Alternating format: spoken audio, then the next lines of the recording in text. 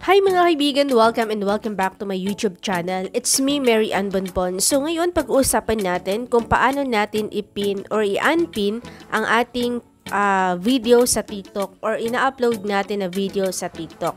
So kung interesado ka, make sure na tapusin mo lang ang video na ito para malaman mo step by step ang ituturo natin sa inyo. So simulan na agad natin ang ating tutorial. Punta ho tayo sa ating TikTok account. Ayan, open lang natin. Pagkatapos, kapag naka-open na kayo ng TikTok, so kung wala pa pala kayo nitong TikTok account mga kaibigan, punta lang kayo sa Play Store at install nyo lang po ang TikTok at pwede nyo pong sundan ang ating tutorial.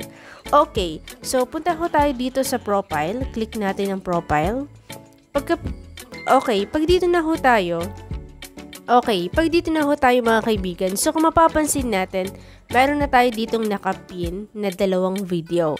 So, ang gagawin natin, ituturo ko sa inyo at ipapakita ko sa inyo kung paano natin ilagay sa pin yung ating mga TikTok video. Hanap lang tayo dito ng ating video na gusto nating ipin. Ayan, hanap lang po tayo dito mga kaibigan. So, halimbawa, eto na lang, eto. Ayan. Click nyo yan. Pagkatapos, click nyo itong tatlong dot na yan sa gilid.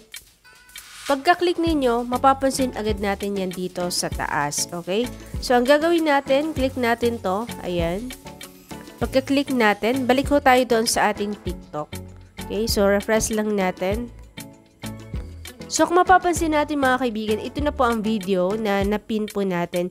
So, ang tanong po ninyo, paano pa natin siya i-unpin? Dali lang pong gawin yan mga kaibigan. Ang gagawin po natin, same process din po sa ginawa natin kanina. Click lang natin ang video. Pagkatapos punta ho tayo dito sa tatlong dot. Click po natin yan. And then, click naman po natin ulit itong unpin. Okay, so balik tayo doon sa ating video. So, kung mapapansin natin mga kaibigan, wala na ho yung video natin na ipin ho natin kanina.